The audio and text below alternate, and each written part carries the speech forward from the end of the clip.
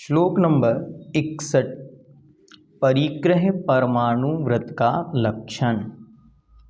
धन धान्यादि ग्रंथम परिमाय ततो धिकेषु निस्पृहता निःस्पृहता परिमित परिग्रह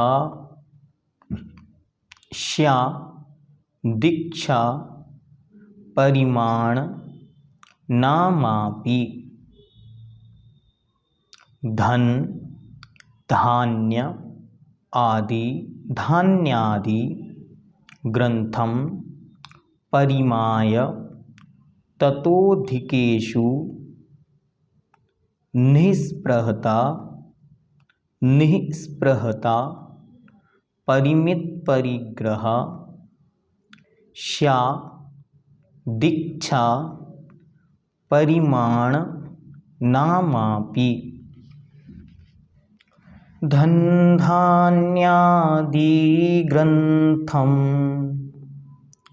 परिमाय ततोधिकेषु निःस्पृहता परिमित परिग्रह श्या तक बोलना है। परिमित परिग्रह श्याः दीक्षा परिमाण नामापि।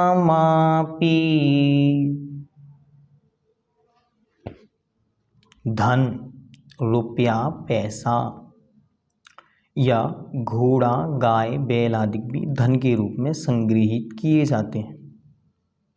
धान्य आदि धान्य मतलब अनाज गेहूं आदि।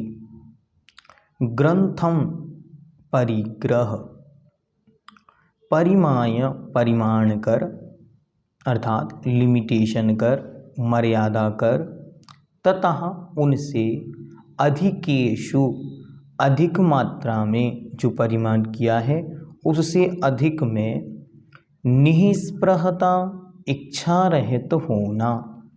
स्पृह शब्द का अर्थ होता है इच्छा और निःस्पृह अर्थात इच्छा से रहित होना। परिमित परिग्रह परिमित अर्थात लिमिटेड परिग्रह अपि अथवा इच्छा परिमाण नाम इच्छा परिमाण नामक अनुव्रत स्यात् होता है। 3 नाम आचार्य भगवंत ने दे दिए।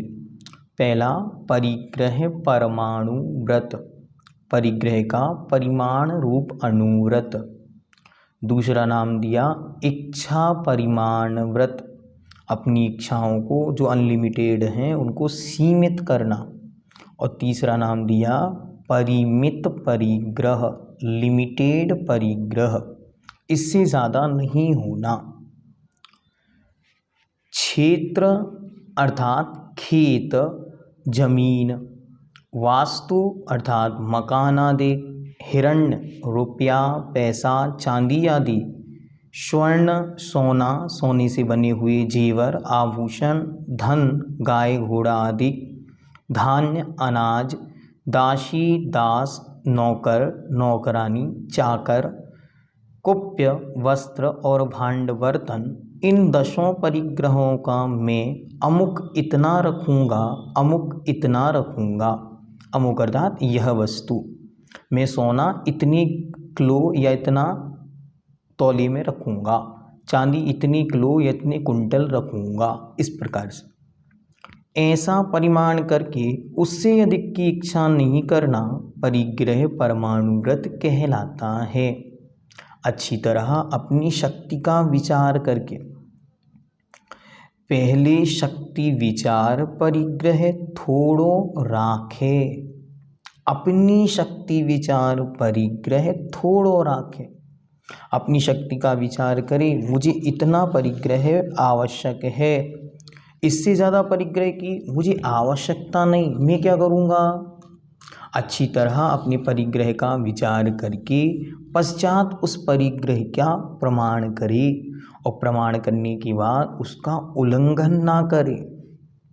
इसलिए पहले अच्छी तरह विचार किया जाए कि इतना ही आवश्यक है, उसमें 1 2 4 बढ़ा के रख ले, कोई दिक्कत नहीं।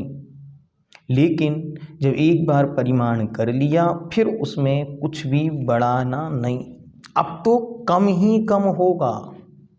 क्या? अब तो अपरिग्रह तक, मतलब बिना परिग्रह तक होने के लिए क्रमशः कम कम कम होगा। परिग्रह है क्या? तो अच्छी तरह ये समझना चाहिए। परितः अर्थात चारों ओर से, ग्रहणाति अर्थात जकड़ती है, पकड़ती है। क्या? आत्मानम आत्मा को, इति परिग्रह। जो चारों ओर से आत्मा को जकड़ता है, पकड़ता है, उसका नाम परिग्रह है। भगवान पूज्यपाद देव परिभाषा बहुत सुंदर देते हैं। वो भी लिखते हैं, मम इदम बुद्धि परिग्रह, यह मेरा है, ऐसी बुद्धि का नाम ही परिग्रह है। आपके पास हजारों की संपत्ति है लेकिन उसमें ये भाव नहीं है कि ये मेरा है, तब तक वह उससे संदर्भित बंध आपको नहीं है। और जैसे ये भाव अंतरंग में आया, मन में आया कि ये मेरा है, बस उसी समय से उसका राग शुरू हो गया, तत्संबंधी बंध संभव शुरू हो गया।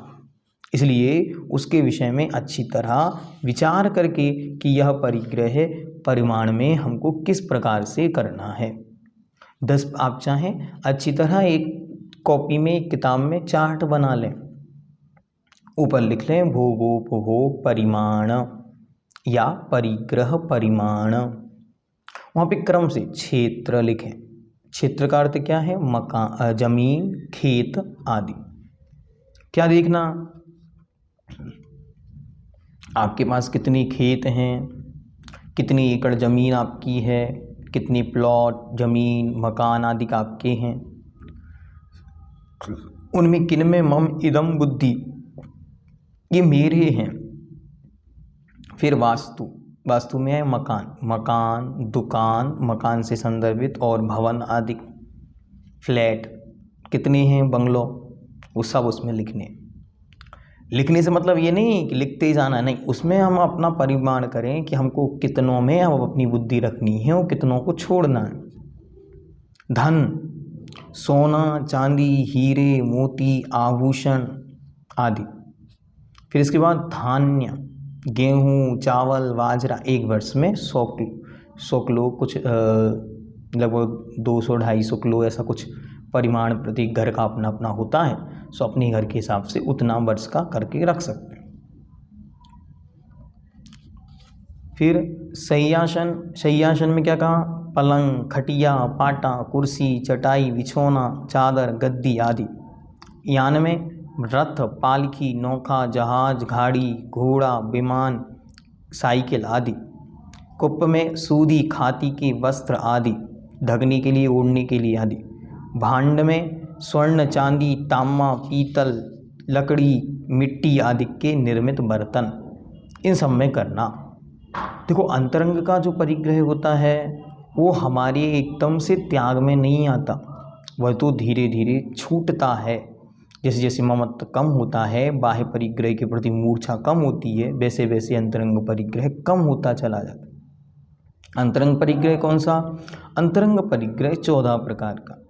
मिथ्यात्व, क्रोध, मान, माया, लोभ और 9 प्रकार की 9 कषाय या अकषाय या ईषत कषाय जिन्हें कहते हैं। हास्य, रति, अरति, शोक, भय, जुगुप्सा, स्त्रीवेद, पुरुषवेद और नपुंसक वेद। इस प्रकार यह टोटल 24 प्रकार का परिग्रह कहलाता है। त्याग करे मुनिराज जी, परिग्रह 24 भेद त्याग करे मुनिराज जी। ये त्याग कौन करता? मुनि महाराज करते। तो श्रावक क्या करते हैं? घटती जान घटाइए, जैसे जैसे आयु घटती चली जा रही है वैसे वैसे इन्हें घटाना चाहिए, कम करना चाहिए। ठीक, तो हमें परिग्रह बहुत है, इससे नहीं डरना। इस परिग्रह में ममत्व बुद्धि कितनी है, डर इसका है। पाप का बंध इससे नहीं होता कितना परिग्रह है। जैसे भरत चक्रवर्ती महाराज कितना परिग्रह, उन्होंने कहा 6 खंड की संपत्ति है, 96,000 रानियां हैं, 84 लाख घोड़े हैं, 18 करोड़ हाथी हैं, इतना सब कुछ वैभव है। हाँ, तो नरक जाएंगे? नहीं नहीं, मोक्ष चले गए। कैसे चले गए? मम इदम बुद्धि जो है कि यह मेरा है, इस बुद्धि से बचने का पुरुषार्थ करें।